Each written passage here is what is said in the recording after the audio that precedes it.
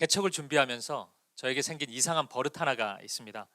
그것은 무엇을 하든지 자꾸 교회 중심으로 생각을 한다는 겁니다. 뭘 먹으러 가도 누구를 만나도 자꾸 교회 얘기를 합니다. 그리고 뭐든 교회 적용을 합니다. 책을 읽어도 영상 매체를 봐도 교회가 떠오릅니다. 지난 금요일에도 저녁에 교역자들과 함께 회의를 하고 저녁 식사를 하러 갔습니다. 그 식당이 굉장히 인기 있는 식당이더라고요. 사람들이 많았습니다. 근데 시설이 그렇게 좋지는 않았습니다. 환경도 좋지는 않고 좀 열악해 보였는데 맛이 있다 보니까 손님들이 참 많았습니다. 제가 이야기를 했습니다. 교회 식당이 밥이 맛있으면 된다. 장소가 좀 열악해도 환경이 안 좋아도 손님들은 찾아온다. 근데 교회도 그렇다. 교회도 말씀이 살아있으면, 은혜가 있으면 장소가 좀 열악해도, 학교 같은데 우리 사용해도 성도들이 올 수밖에 없다. 이런 얘기를 했습니다. 일장 연설을 했습니다. 젊은 이들은 이런 모습을 보면 이제 두 자로 요약합니다. 꼰대라고 합니다. 저도 압니다. 근데 제가 이렇게 됐습니다. 교회 생각밖에 안 나기 때문에 뭐만 얘기해도 자꾸 교회 얘기를 하게 됩니다. 여러분도 아마 당분간 저를 만나게 되면 조심하셔야 됩니다. 교회 얘기를 계속 쉬지 않고 할 가능성이 매우 큽니다. 오늘 설교 제목에도 왜 교회가 나왔는지 아시겠죠? 오늘 본문이 구약성경 룻기입니다. 교회가 나올 수가 없습니다. 그런데 저는 이 본문을 읽으면서도 교회가 생각이 났습니다. 뭐 그렇다고 해서 되게 이상한 설교를 할 건 아니니까 걱정하실 필요는 없겠습니다. 우리가 살펴볼 룻기는 영적으로 또 육적으로 말할 수 없는 어려움에 처한 한 가정 이야기를 보여주고 있습니다. 상상할 수 없는 고통 속에 있는 한 가정을 하나님께서 어떻게 회복시키시고 그들을 어떻게 돌보아 주시는지를 보여주는 말씀입니다. 오늘 룻기의 1장 1절을 우리가 다시 한번 읽어보도록 하겠습니다. 같이 한번 읽어보죠. 시작. 사사들이 치리하던 때에 그 땅에 흉년이 드니라. 유다 베들레헴의 한 사람이 그의 아내와 두 아들을 데리고 모압 지방에 가서 거류하였는데. 아멘. 룻기는 그 시작을 사사들이 치리하던 때라고 말씀하고 있습니다. 성경을 조금만 읽어보신 분들은 눈치채셨을 겁니다. 사사들이 등장하고 그들이 다스렸다 이러면 영적으로 굉장히 암울한 시기입니다. 매우 어두운 시기입니다. 이 사사 시대를 잘 요약하는 말씀이 사사기의 마지막 장 마지막 절에 나와 있습니다. 사사기 21장 25절입니다. 이 말씀도 같이 한번 읽어보겠습니다. 시작. 그때 이스라엘에 왕이 없으므로 사람이 각기 자기의 소견에 옳은 대로 행하였더라. 아멘. 뭐 아직 왕정 시대가 도래하기 전이니까 뭐 이스라엘의 역사를 그냥 있는 그대로 소개하고 있다. 팩트를 그대로 전하고 있구나. 이렇게 볼 수도 있지만 영적으로 이 말씀을 보면 이스라엘에 진짜 왕이 없습니까? 그렇지 않습니다. 하나님이 왕이셨습니다. 그런데 이스라엘은 하나님을 왕으로 인정하지 않았습니다. 왕이신 하나님이 그들 가운데 계시지 않다 보니까 그들이 하나님을 지워버리고 나니 그들의 생각이 옳은 대로 소견에 옳은 대로 살아갈 수밖에 없었던 것입니다. 그래서 사사들이 치리하던 때 이 표현은 하나님을 무시했던 시대, 영적으로 무척이나 어두웠던 시기라는 표현입니다. 영적인 황폐함이 가득 깃들여 있던 시기였습니다. 동시에 육적인 황폐함도 찾아왔습니다. 사사들이 치리하던 때 이 표현 다음에 나오는 표현이 그 땅에 흉년이 드니라입니다. 먹는 것, 자는 것, 입는 것 이런 기초적인 기본적인 욕구를 채움받지 못하는 현실이었습니다.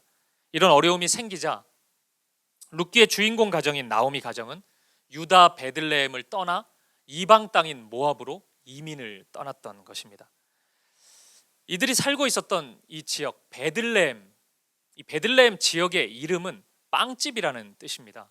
이렇게 본다면 빵집에 빵이 없었던 겁니다. 육적인 배고픔을 채울 빵도 없었고 영적인 갈급함을 채울 말씀의 빵도 없었습니다. 베들레헴은 빵이 없는 빵집, 소망이 없는 장소가 되고 말았습니다. 수많은 가정들이 나오미 가정처럼 베들레헴을 떠나서 다른 지역으로 이주하기 시작한 것입니다. 저는 이 지점에서 바로 오늘날 우리의 교회가 떠올랐습니다. 빵집에 빵이 있어야 하는 것처럼 교회에는 하나님의 말씀의 빵이 있어야 하는데 오늘날 교회에는 교회의 빵집에는 말씀의 빵이 사라지고 있습니다. 말씀의 빵을 버리고 육적인 빵을 채우려고 다들 안달이 난 것처럼 보입니다. 사사 시대가 보여준 영적인 어두움처럼 하나님이 계시지 않다 보니까 자기 소견에 오른 대로 행했던 것처럼 오늘날 많은 이들도, 성도들도 자기의 생각대로, 자기 소견에 오른 대로 살아가고 있습니다. 오늘날 교회의 목회자들은 그 순결함을 점점 잃어가고 있습니다. 말씀을 붙잡기보다 돈과 권력과 명예를 쫓아가는 모습을 우리는 부인할 수 없습니다. 그래서인지 베들레헴의 흉년이 든 것처럼 오늘날 교회에도 말씀의 기근이 찾아오고 있습니다. 참 아이러니한 것은 TV를 켜면은 수많은 기독교 방송에 설교 말씀이 나오고 유튜브를 켜면 오늘 같은 주일에는 유튜브만 켜면 다 설교 방송이에요. 그런데도 말씀의 홍수의 시대를 살고 있는 것처럼 보이는데도 말씀이 사라지고 있습니다. 하나님의 말씀을 가감없이 전하고 그 말씀 그대로 살아가는 목회자가 사라지고 있고 그 말씀의 힘을 의지하여 말씀대로 순종하는 성도들이 점점 사라지고 있는 것입니다. 정말로 말씀의 흉년의 시대를 살고 있습니다. 그 결과 수많은 성도들이 교회를 떠나가고 있습니다. 수많은 젊은이들이 교회를 떠나가고 있습니다. 마치 나오미 가정이 베들레헴을 떠나 모압 땅으로 가는 것처럼 교회를 떠나 세상을 향해서 탈출하고 있습니다. 믿음을 버리고 있습니다. 기독교 윤리 실천 운동이라는 단체가 있습니다. 여기서 지난 3월 31일부터 4월 4일까지 전국 남녀 1000명을 대상으로 이런 조사를 했습니다. 기독교에 대한 대국민 이미지 조사. 이 결과를 보면 충격적입니다. 한국 교회의 신뢰도가 우리가 상상하는 것 이상입니다. 국민들이 보여주는 반응이 교회에 대해서 매우 신뢰하지 않는다가 38.9%입니다. 별로 신뢰하지 않는다가 36.9%입니다. 그러니까 교회를 신뢰하지 않는다가 무려 75.8%입니다. 반면에 약간 신뢰한다가 14.2%, 그리고 매우 신뢰한다는 겨우 3.9%에 불과했습니다. 약간 신뢰한다는 것은 바꿔 생각해 보면 별로 신뢰하지 않는다는 얘기입니다. 그러니까 교회에 신뢰한다는 이야기는 지금 3.9%만 그렇게 반응한 것입니다. 오늘날 교회는 세상으로부터 하나님의 사랑을 이야기하지만, 하나님의 말씀을 이야기하지만 정작 자기들은 하나님 말씀에 순종하지도 않고 하나님을 별로 사랑하지도 않고 세상을 사랑하고 은근히 세상의 것을 취하고 그러면서 욕심을 탐하는 매우 이중적인 사람들로 비춰지고 있는 것입니다. 매우 위선적인 집단으로 보여지고 있는 것입니다. 사랑하는 여러분, 오늘 우리 사김의 교회는 그냥 세워진 교회가 아닙니다. 분당우리 교회가 그냥 크니까 교회 하나 더 세워보자, 뭐 세워지면 좋겠지 이래가지고 그냥 그렇게 세워진 교회가 아닙니다. 분당 우리 교회에서부터 함께 가지고 있었던 문제의식이 있었습니다. 수많은 젊은이들이 왜 교회를 떠나고 있는지, 수많은 성도님들이 왜 교회를 떠나고 있는지 그 현실에 대한 안타까움과 아픔이 있었습니다. 이대로는 안 된다는 위기의식으로부터 분당 우리 교회 1만 성도 파송 운동이 시작되었습니다. 그리고 지난 10년 동안 함께 고민하고 함께 기도한 결과로 우리 사김의 교회가 이곳에 세워진 것입니다. 그렇기 때문에 우리 사김의 교회는 한국교회 회복을 향한 소명의식을 가져야만 합니다. 그냥 우리만 좋고 우리만 기분 좋고 우리만 감사하는 그런 교회가 될 수가 없습니다. 교회를 떠난 수많은 가나안 성도들이 회복할 수 있도록, 교회로 돌아올 수 있도록 우리는 하나님의 일을 감당해야 합니다. 우리의 자녀 세대들에게 반드시 하나님의 말씀을 가르치고 믿음의 유산을 선물로 주겠다는 그런 확고한 소명의식을 우리 사김의 교회는 반드시 가져야만 합니다. 여러분, 이런 상황을 우리가 인정하고 나면 오늘날 교회가 빵집인데 빵이 없어졌구나, 이거 인정하고 나면 교회 떠나는 사람들을 마냥 책망할 수만은 없게 됩니다. 오늘 말씀을 읽으면서 누가 이 나오미 가정을 비난할 수 있습니까? 빵 먹고 싶었는데 빵집에 빵이 없지 않았습니까? 그래서 빵 찾아 떠나겠다는데 누가 이 모습을 비난할 수 있겠습니까? 하지만 여러분, 빵을 찾아 떠난 나오미 가정이 빵을 먹게 됩니까? 진짜 빵집을 찾을 수 있습니까? 그렇지 않았습니다. 찾을 수 없었습니다. 베들레헴을 떠난 나오미 가정은 그들을 기다리고 있었던 말할 수 없는 고통과 공허함에 시달리고 맙니다. 베들레헴을 떠났을 때 가졌을 법한 그 즐거운 마음들, 그 기대감은 온데간데 없고 그들의 삶은 공허함과 공고함이었습니다. 그 공고함의 연속이었습니다. 사랑하는 여러분, 오늘날 교회의 모습은 분명히 성경 속 교회의 모습과는 차이가 있습니다. 부인할 수 없습니다. 그래서 교회에 실망하고 교회를 떠나는 모습도 이해가 전혀 되지 않는 것은 아닙니다. 그럼에도 불구하고 여러분, 우리가 반드시 기억해야 될 진리가 한 가지 있습니다. 그것은 교회를 향한 하나님의 사랑이 변치 않는다는 것입니다. 하나님은 여전히 교회를 향해 하나님 당신의 소망을 두고 있다는 사실입니다. 성경이 교회에 대해서 보여주고 있는 이미지가 참 많은데 그 중에 가장 강력히 보여주는 이미지가 있다면 그것은 몸입니다. 몸. 우리 사람의 몸처럼 교회가 주님의 몸이라고 이야기합니다. 교회는 주님의 몸이고 그 머리는 예수님이라고 성경은 분명히 규정합니다. 여러분 상상해 보십시오. 몸이 있는데 어떤 일 때문에 몸에 오물이 튄 거예요. 그래서 막 악취가 나고 막 맡을 수 없는 그 두통에 시달리게 됩니다. 근데 그런 모습이 우리가 오물이 묻어 있다 그래서 이 손은 내 몸이 아니다. 내 몸은 문제가 있으니까 지금 몸이 아니다. 사람이 아니다. 이렇게 이야기할 수 있습니까? 우리가 몸에 문제가 있다고 해서 순발력이 좀 떨어진다 그래서 머리의 명령에 따라서 그대로 순종하지 못한다고 해서 몸은 이거 몸이 아니지, 사람이 아니지 이렇게 이야기할 수 있습니까? 그럴 수 없죠. 교회가 그렇습니다. 교회가 아플 수 있습니다. 교회가 더러울 수 있습니다. 냄새 날 수 있습니다. 하지만 교회가 아니라고 이야기할 수는 없는 것입니다. 창세기에 나오는 노아의 방주 이야기를 아마 많이들 아실 것입니다. 이 노아의 방주는 교회의 이러한 성격을 아주 상징적으로 보여주고 있습니다. 구약에 하나님의 심판이 임합니다. 그런데 심판이 그냥 온전히 임하는 게 아니고 하나님께서는 당신의 자녀들을 향한 구원의 은혜를 베풀어 주십니다. 그게 바로 노아의 방주입니다. 그래서 방주는 그냥 단순한 배가 아니고 구원의 방주라고 이야기할 수 있습니다. 근데 성경을 보면 이 노아의 방주에 노아의 가족들이 타게 되는데 가족만 타는 게 아니고 짐승들이 한 쌍씩 다 타게 됩니다. 그 짐승들을 하나님이 살려두시려고 그랬습니다. 그래서 무려 377일 동안 이 노아의 가족들과 짐승들이 함께 방주에서 생활합니다. 여러분 이 안이 어땠을까요? 난리도 이런 난리가 아니었을 겁니다. 짐승들의 그 배설물들 어떻게 처리합니까?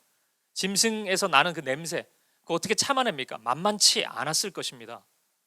그런데 여러분 그거 견디기 힘들어서 난 두통 때문에 여기 있기가 힘들어 그래서 방주의 문을 열고 나가는 것이 합당합니까? 여러분 내 사랑하는 사람이 방주의 문을 열고 나가는 모습을 그냥 지켜보시겠습니까? 그래 나가라 두통이 심하니까 나가서 맑은 공기 좀 마셔라 그렇게 하겠습니까? 안 됩니다. 그 얘기 할 수 없습니다. 왜냐하면 방주 밖은 홍수가 일고 있기 때문입니다. 힘들어도 하나님의 구원은 방주 안에서 일어나기 때문입니다. 교회도 마찬가지입니다. 인간적인 문제가 있습니다. 하지만 냄새나는 아무리 악취가 나는 일들이 있다 하더라도 방주에 하나님의 구원이 있었던 것처럼 하나님의 구원은 교회를 통해서 성취되고 확장되어 갑니다. 왜냐하면 하나님의 마음속 소망이 교회에 있기 때문입니다. 그래서 저는 오늘 6절의 말씀이 다시 교회로 돌아오라는 하나님의 음성처럼 들렸습니다. 6절 말씀을 한번 다시 보도록 하겠습니다. 함께 읽어보겠습니다. 시작. 그 여인이 모압 지방에서 여호와께서 자기 백성을 돌보시사 그들에게 양식을 주셨다 함을 듣고 이에 두 며느리와 함께 일어나 모압 지방에서 돌아오려 하여. 아멘. 여호와께서 자기 백성을 돌보사. 여호와께서 자기 백성을 돌보사. 저는 이 말씀 안에 하나님의 마음이 느껴집니다. 내가 돌보고 있다. 나에게 다시 돌아와라. 베들레헴으로 다시 돌아와라. 여기 양식이 있으니 생명이 있으니 다시 돌아와라. 말씀하시는 하나님의 음성처럼 들렸습니다. 지난 2주 동안 우리 사김의 교회에 많은 성도님들이 방문해 주셨습니다. 그리고 많은 분들이 사김의 교회 가족으로 등록해 주셨습니다. 아직 새가족 교육 과정이다 보니까 제가 한 분 한 분 다 깊은 대화를 나누진 못했지만 몇몇 분들과 짧은 대화를 나누었습니다. 그러면서 한결같이 제 마음을 아프게 하는 이야기들을 해 주셨습니다. 어떻게 사김의 교회에 오시게 됐냐고 여쭈어 보면 많은 분들이 이 질문이 채 끝나기도 전에 눈물을 보이십니다. 그리고 엉엉 우세요. 그러면서 목사님, 제가 교회를 굉장히 열심히 다녔던 사람입니다. 그런데 교회에서 이루 말할 수 없는 상처를 받고 지난 수년간 교회를 떠났었습니다. 목사에게, 목회자에게 받았던 상처, 그거 설명할 수가 없습니다. 성도들 간에 받았던 상처, 그거 말로 표현할 수가 없습니다. 저는 벼랑 끝에 서 있습니다. 마지막이라 생각하고 여기 왔습니다. 여기서 하나님 말씀을 듣지 못하고 여기서 하나님의 은혜를 경험하지 못하면 하나님과 관계는 이제 끝입니다. 이런 고백들을 하셨습니다. 저는 우리 사김의 교회가 이런 고백을 하시는 분들에게 소망이 되었으면 좋겠습니다. 오늘 6절의 말씀처럼 다시 돌아오라는 그 주님의 마음이 느껴지고 사랑이 느껴지는 그런 교회였으면 좋겠습니다. 교회는 영광스러운 곳이죠. 그 충만한 영광을 이곳에서 회복했으면 좋겠습니다. 말씀의 은혜를 경험하고 기도의 능력을 경험하고 복음의 능력, 말씀의 힘, 성도 간의 깊은 사랑, 그 우정을 경험할 수 있는 그런 교회가 되었으면 좋겠습니다. 하나님께서 반드시 우리 사김의 교회를 그런 교회로 만들어 주실 줄 믿습니다. 이제 나오미 가정은 다시 베들레헴으로 돌아옵니다. 그리고 이곳에서 자신들을 기다리고 있던 한 사람이 있음을 발견합니다. 그는 바로 나오미 가정을 회복하고 하나님의 사랑을 온전히 보여줄 보아스라는 사람입니다. 나오미도 모릅니다. 룻도 모릅니다. 보아스가 어떤 일을 행할지, 보아스를 통해서 어떤 하나님을 만나게 될지 모릅니다. 하지만 분명한 것은 하나님께서 이 한 사람 보아스를 예비시켜 놓으셨다는 사실입니다. 보아스라는 인물은 하나님의 사랑을 고스란히 보여주는 측면에서 예수님을 예비하는 사람, 예수님의 그림자와 같은 사람입니다. 그리고 이제 나오미와 룻은 보아스가 보여주는 사랑을 통해서 상처를 회복하고 하나님 앞에 온전히 바로 설 수 있는 사람이 됩니다. 보아스가 보여주는 사랑, 이 성격을 저는 크게 두 가지 정도로 요약해 볼 수 있을 것 같습니다. 첫 번째는 아픔을 공감하고 이해해 주는 사랑입니다. 오늘 룻기 2장 1절을 보면 보아스를 소개하는데 그 소개에 아주 좀 특이한 표현이 하나 있습니다. 그것은 유력한 자라는 표현입니다. 이 단어가 본래 용기 있다, 활력 있다 이런 의미입니다. 근데 왜 이런 말을 갑자기 썼을까? 문맥을 보면은 금방 의미를 알 수 있습니다. 부자를 가리키고 있습니다. 보아스가 부자다, 그것을 유력한 자라고 얘기하고 있는 겁니다. 그래서 우리가 가지고 있는 성경 말고 다른 번역 성경을 보면 대부분 보아스는 부자다 이렇게 번역을 해 놓았습니다. 그런데 그럼 그냥 부자라는 단어를 쓰면 되지 뭐 하려고 유력한 자라는 단어를 썼을까 궁금하잖아요. 그 이유는 아주 간단합니다. 룻기를 읽어보면 알아요. 보아스가 그냥 부자가 아니기 때문입니다. 보아스는 돈이 너무 많아가지고 쓸 데가 없어가지고 이 불쌍한 룻 조금 도와주는 그런 자선 행위를 하는 사람이 아니었습니다. 보아스는 하나님의 사랑으로 똘똘 뭉친 사람이었습니다. 보아스가 어떤 사람인지를 보여주는 아주 작은 에피소드들은 이 룻기 안에 굉장히 많이 나옵니다. 아주 일상적으로 그냥 보아스가 그런 사랑을 보여줍니다. 여러분 많이 궁금하시죠? 제가 오늘 시간 관계상 설명을 해드릴 수 없습니다. 정말 궁금하시면은 내일부터 새벽 기도를 참석하시면은 본문이 한 주 동안 룻기입니다. 오늘은 하나의 에피소드만 제가 들려드리겠습니다.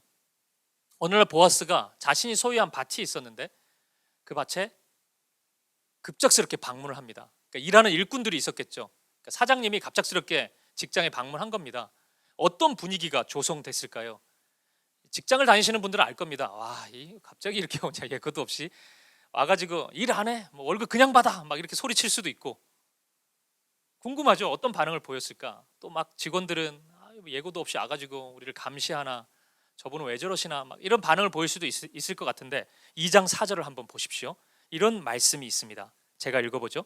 마침 보아스가 베들레헴에서부터 와서 베는 자들에게 이르되 여호와께서 너희와 함께 하시기를 원하노라 하니 그들이 대답하되 여호와께서 당신에게 복 주시기를 원하나이다 하니라. 아멘. 보아스의 첫 고백이, 직원들을 향한 첫 고백이 여호와께서 너희와 함께 하시기를 원한다입니다. 직원들을 향해서 진심으로 축복하고 있는 것입니다. 이건 놀랍죠? 사장님이 이런 얘기를 첫 마디에 한다는 게 굉장히 놀랍습니다. 근데 놀랍기는 한데 전혀 보지 못하는 장면은 아닌 것 같아요. 저도 몇몇 성도님들 통해서 이런 하나님에 대한 신앙 고백을 어디서나 직장에서도 하는 모습을 본 적은 있습니다. 놀랍기는 한데 막 충격적이다 이 정도는 아닙니다. 근데 진짜 충격적인 건 뭔지 아십니까? 이 고백을 들은 직원들의 반응입니다. 야, 우리 사장님 맨날 하나님 얘기하고 신앙 얘기하는데 이중적이야. 저분은 사실은 엄청 욕심많이 부려, 우리 엄청 부려먹어, 뭐 이렇게 반응할 수도 있지 않습니까? 속으로 생각하고 네 하고 뭐 지나갈 수도 있지 않습니까? 그런데 이 직원들이 뭐라고 반응하냐면 여호와께서 당신에게, 사장님에게 복 주시기를 원합니다 라고 고백합니다. 이거 어떻게 이럴 수 있을까요? 저는 이 장면이 보아스의 평상시의 모습을 다 보여주는 장면이라고 생각합니다. 보아스는 그냥 한번 어쩌다가 은혜 충만했을 때, 그냥 막 마음이 뜨거웠을 때 한번 이런 식으로 행동하는 사람이 아닙니다. 언제나 어디서나 이런 식으로 행동했던 사람이었습니다. 일상 속에서도 진심으로 직원들을 대했을 것입니다. 그 진심 때문에 이 직원들도 사장님 보아스 앞에서 이런 반응을 보이는 것입니다. 저분은 그냥 나 월급 주는 사람이고 그냥 부려먹는 사람이 아니라 나를 사랑하는 사람이라는 인식이 있었을 것입니다. 그래서 내가 존경하는 마음을 가지고 있었던 것입니다. 여러분, 하나님께서는 이런 사람을 베들레헴 빵집의 빵으로 예비해 놓으셨던 것입니다. 그 결과 보아스의 이해하고 용납하는 사랑을 통해서 룻이, 나오미 가정이 회복됩니다. 룻을 이제 만나고 룻의 처지를 굉장히 보아스가 안타깝게 생각해요. 마치 자신의 일처럼 생각하거든요. 그때 직원들에게 하는 이야기가 있습니다. 2장 15절 말씀인데 이거 제가 한번 읽어볼게요. 잘 보십시오. 룻이 이삭을 주우러 일어날 때 보아스가 자기 소년들에게 명령하여 이르되 그에게 곡식 단 사이에서 줍게 하고 책망하지 말며 또 그를 위하여 곡식 다발에서 조금씩 뽑아버려서 그에게 줍게 하고 꾸짖지 말라 하니라. 아멘. 룻이 이제 이삭을 주어요. 근데 직원들에게 얘기하는 거예요. 몰래 좀 떨어뜨려 놓으라고. 그리고 그거 줍는다고 뭐라고도 하지 말고 눈치채지 못하게 하라는 얘기입니다. 왜요? 그냥 대놓고 도와주면 되지 않습니까? 근데 보아스는 그렇게 안 합니다. 진짜 사랑하기 때문에 그런 거예요. 배려하고 이해하는 겁니다. 룻의 자존심을 지켜줍니다. 우리 많이 보지 않습니까? 막 도와준다고는 하는데 너무 대놓고 도와주고 티나게 도와줘가지고 받는 사람이 막 부끄러워지고 내 처지를 다 알아버려요, 사람들이 막. 그래가지고 서로 민망한 장면 많이 보지 않습니까?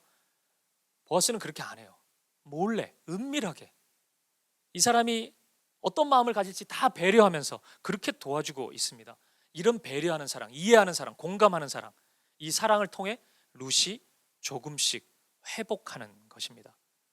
그리고 두 번째, 보아스가 보여주는 사랑의 성격은 끝까지 책임지는 사랑입니다. 이 룻기 읽다 보면은 하나님이 제정해 놓으신 제도인데 기업 물음이라는 제도가 있습니다. 이게 말이 좀 어려운데 이 단어를 그냥 직역하면은 구속자라는 뜻입니다. 그러니까 구속하신다, 구원하신다 이런 표현은 성경에 되게 많잖아요. 그 단어가 기업 물음입니다. 번역을 좀 다르게 해놓은 겁니다. 이런 제도가 있었는데 이게 뭐냐면 하나님이 이스라엘의 구속자가 되셨습니다. 노예 생활할 때부터, 애굽 땅에 있을 때부터 구속자가 돼서 우리를 구원하셨습니다. 그래서 하나님이 말씀하시는 겁니다. 내가 너희를 구속했으니, 구원했으니, 너는 내 것이 됐으니 너희들도 서로 그렇게 하라는 겁니다. 힘든 처지에 있는 사람이 있을 때, 절망 가운데 있는 사람이 있을 때 원칙을 정해서, 순번을 정해서 구속자가 되어주라는 겁니다. 그래서 이스라엘에는 기업 물음의 책임에 우선순위가 있는 사람들이 있었습니다. 이 나오미 가정을 향한 기업 물음의 사람도 있었습니다. 근데 보아스가 1번은 아니었습니다. 또 다른 사람도 있었어요. 그 사람이 기업 물음의 그 구속의 책임에 우선순위가 있는 사람입니다. 근데 그 사람은 온데간데 없고 왜 보아스가 기업 물음의 책임을 감당했을까요? 그 사람이 그거 안 하기로 결단했기 때문입니다. 왠 줄 아십니까? 자기한테 하나의 경제적인 이익이 된다고 판단하지 못했기 때문입니다. 내가 이 사람 도와줘봤자 나한테 무슨 이익이 있는데, 이 관점으로 하나님이 제정해 놓으신, 말씀에 놓으신 기업 물음의 책임을 그냥 져버립니다. 그리고 그 순번이 보아스에게 온 것입니다. 보아스는 어떻게 합니까? 보아스도 이 정도 부자 되면은 머리가 잘 돌아갈 겁니다. 어떻게 이익이 되고 발생하는지 다 알 겁니다. 그런데 물러서지 않습니다. 끝까지 이 룻을, 이 나오미의 가정을 책임져 줍니다. 내가 기업 물을 자라고 선언합니다. 그리고 그를 돌봅니다. 사랑하는 여러분, 보아스의 이런 사랑, 이해하고 용납하고 공감하는 사랑, 그리고 끝까지 함께하는 이 사랑, 어느 한 분이 떠오르지 않습니까? 맞습니다. 우리 예수님이십니다. 예수님의 사랑이 그렇습니다. 우리 예수님은 우리의 처지를 공감하시고 이해하시는 분이십니다. 히브리서 4장 15절을 한번 보겠습니다. 같이 한번 읽어보도록 하죠. 시작. 우리에게 있는 대제사장은 우리의 연약함을 동정하지 못하실 이가 아니요 모든 일에 우리와 똑같이 시험을 받으신 이로되 죄는 없으시니라. 아멘. 우리 예수님은 우리의 모든 일을 공감하십니다. 동감하십니다. 왜냐하면 인간으로 이 땅에 오셨기 때문입니다. 우리 하나님은, 우리 예수님은 그냥 저 멀리 있는 신이 아닙니다. 전능하시긴 한데 우리를 이해를 못해요. 니들이 고민하는 거 신경 쓰지 마라. 그 쓸데없는 거 그런 거 왜 자꾸 고민하냐. 하나님 나라만 바라봐라. 오직 주의 뜻만 바라보고 걸어가라. 이렇게 다그치는 분이 아니십니다. 마태복음 6장에 보면은 우리 예수님이 무엇을 먹을까 입을까 마실까 염려하지 말라 그러면서 하늘에 계신 아버지께서 이 모든 것이 너희에게 필요할 줄을 아신다고 말씀하십니다. 우리 하나님은 다 아십니다. 우리가 인간적인 문제로 쓰러져 있을 때, 마음 아파할 때, 상처받고 있을 때 그 마음을 다 아십니다. 인간으로 이 땅에 오셨기 때문에 그 누구보다도 동감하는 분이십니다. 이해하는 분이십니다. 영어로 이해하다라는 단어가 understand잖아요. 이 단어 보면 언더가 아래에 있다는 거잖아요. 아래에 서는 겁니다. 이해하기 위해서, 누군가를 이해하기 위해서 상대방보다 높은 곳에 설 수는 없습니다. 그러면 이해 못합니다. 낮은 곳에 설 때에만 이해할 수 있습니다. 우리 주님이 그래서 하나님 나라의 왕이신 예수님이 이 낮고 낮은 이 땅에 인간으로 오신 것입니다. 우리를 공감하시기 위해서, 우리를 완전히 이해하시고 죄인된 우리와 완전히 일체가 되어서 우리의 죄를 대신하시기 위해서 인간으로 이 낮은 곳으로, 낮은 모습으로 오셨던 것입니다. 우리 주님은 공감하고 이해하시는 분이십니다. 그리고 우리 예수님은 끝까지 책임지는 사랑을 보여주셨습니다. 마태복음 28장 20절에 보면 내가 세상 끝날까지 너희와 함께 있으리라고 약속하십니다. 여러분, 사람은 포기할 때가 있습니다. 정말 그렇습니다. 사람은 내가 아무리 가깝고 신뢰를 준다 할지라도 어느 지점에 이르러서는, 한계에 이르러서는 포기합니다. 실망하고 돌아섭니다. 그런데 모든 사람이 나를 등지고 돌아선다 할지라도 우리 주님은 그러시지 않습니다. 주님은 끝까지 함께 하십니다. 약속하셨습니다. 세상 끝날까지 내가 너와 함께 하리라 약속하셨습니다. 우리 예수님은 우리 손을 결코 놓지 않으십니다. 우리 손을 꼭 붙잡으십니다. 우리가 손을 놓아도 주님의 손에서 우리는 벗어날 수 없습니다. 주님이 우리를 붙잡고 계시기 때문입니다. 사랑하는 여러분, 이 예수님이, 이 놀라운 사랑을 보여주시는 이 예수님이 교회의 머리가 되십니다. 이 교회를 꽉 붙잡고 계십니다. 그리고 당신의 몸인 교회로 우리를 부르셨습니다. 지금도 교회로 많은 심령들을 부르고 있습니다. 우리의 마음과 형편을 이해하시고 공감하시면서 내가 여기 있으니 나에게 오라고 말씀하고 계십니다. 그 교회에서 끝까지 함께하는 사랑으로 우리와 함께하겠다고 약속하십니다. 사랑하는 여러분, 교회가 이런 곳입니다. 교회는 주님의 약속, 그 사랑의 약속이 머무는 곳입니다. 오늘날 교회에서 아무리 지저분한 일이 많이 일어난다 할지라도, 내가 도무지 감당할 수 없는 일을 겪고 여긴 소망이 없어 라고 단정 짓더라도 예수님의 사랑이 움직이는 곳은 교회입니다. 그리고 보아스와 같은 사람을 만날 수 있는 것도 교회입니다. 사랑하는 여러분, 말씀을 마무리하겠습니다. 룻을 베들레헴으로 다시 부르신 하나님은 오늘 우리를 당신의 품으로, 당신의 몸인 교회로 부르고 계십니다. 우리가 흔히 탕자 이야기로 알고 있는 그 누가복음 15장의 아버지와 아들 이야기를 보면, 아버지와 아들이 있었는데 아들이 아버지에게 자신이 받을 그 유산을 미리 요구합니다. 굉장히 어이없는 모습이죠. 이 아들은 아버지와 함께 있는 것만으로 즐겁지가 않습니다. 아버지로부터 뭘 받을 걸 받아야 즐거운 사람인 거예요.